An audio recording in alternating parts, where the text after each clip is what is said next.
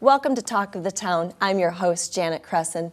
You know, on Talk of the Town here, we enjoy meeting with old friends and making new ones alike. And today's no different. Today we bring back Vicki McCarthy. She's from Madison Community Montessori School. Thanks for joining us today. Thanks for having me.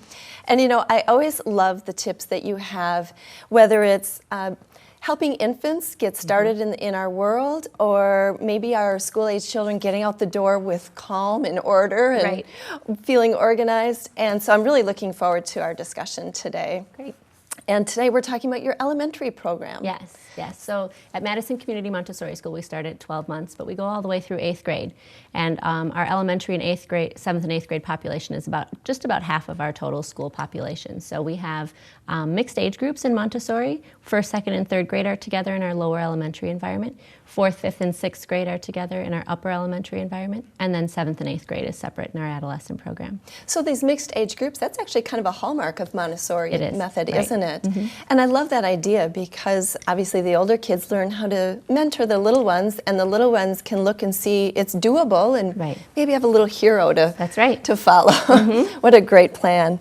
So let's talk about the actual classroom itself. So a lot of times when people come into our Montessori classrooms, they recognize that they look a little bit different than a traditional setting. And sometimes people will say they look a little bit more like a library or a home environment. Our environments are specifically designed to meet the psychological characteristics of the children at that age. And so elementary children are very social, and they like to do big collaborative work. And so you'll find lots of larger tables rather than individual desks, and then large open wide carpet spaces so that children can be on the floor working on something really huge. You also won't find a teacher at the front of the room teaching the whole class at the same time. When you have a multi-age classroom, the teacher is really just giving lessons to small groups of children, and then she's moving throughout the classroom throughout the day. That actually sounds like a very inviting environment, doesn't it? It sure is. I like that idea. And what are some of the specific materials? Now, I don't know, you brought some props here today, which I love. Yes. So there are very specific Montessori materials that have been designed to use in the classrooms. In the elementary environment, most of them are used to really foster the transition to abstraction. So here we have a large bead frame, and children will use that to do long multiplication. We have the trinomial cube here, and this is something that children in elementary will be using to explore algebra. We have the language materials as well. I know, it is true, but when you have material there, it makes it a lot easier to wrap your head around. I think I need one of those. We have some language materials as well for grammar and sentence analysis. And then in the Montessori classroom, we also have a lot of impressionistic charts. And these really help the child visualize whatever story or lesson the teacher is giving. And so this is an example of a chart for photosynthesis. Oh, okay. Mm-hmm. Fantastic. We might need to look at that a little bit later. Explore that a little bit more together. And me. Sounds good. And so since this is definitely different from my experience years ago. Right. And I bet you hear that a lot. We do. In fact, another couple of things that prospective parents often ask us about is we don't have any homework, we don't give grades, and we don't do standardized testing. So it is a lot different than what most of us experienced in elementary school.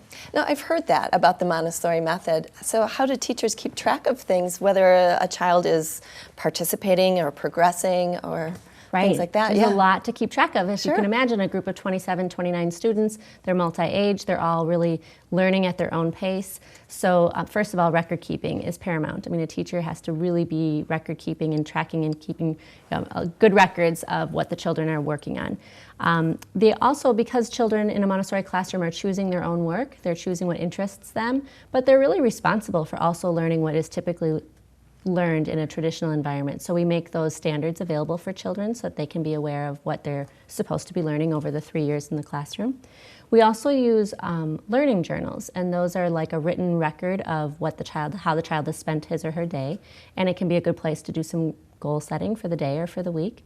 And then the other really important part is personal conferences. So a teacher meets one-on-one with each student at least once every 2 weeks to go over what lessons they've had, what lessons they wish to have, how much progress they've been making, maybe setting some timelines with the child so that they can really stay on top of their work. And so those are really the 4 ways where teachers are implementing that process so that it all works. I heard the word personal in there, and that sounds extremely personal. Yeah. What a great way to start a good foundation for the little ones. Well, thank you. We're out of time. Okay. I look forward to next time. Sounds good. This is Vicki McCarthy of Madison Community Montessori Schools. We'll be right back. We'll be chatting with a Madison distillery next, right after this.